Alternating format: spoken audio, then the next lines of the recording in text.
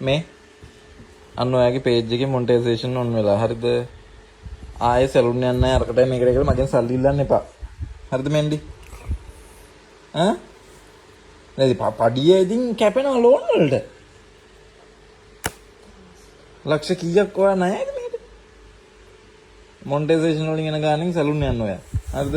මම පික්ම පෙට් එකේ දන්නවනේ. කතා කරන්න යන්න. හරිද? අනිද්දා ෆොටෝ ෂූට් එකට යන්න තියෙනවනේ.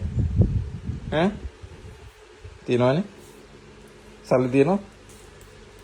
අතේ සල්ලි තියෙනවද? නෑනේ. සල්ලි නෑ. සල්ලි නෑ. දැන් මෙච්චර කල් හම්බෙච්ච සල්ලිත් නෑනේ. කෝ? චාලි?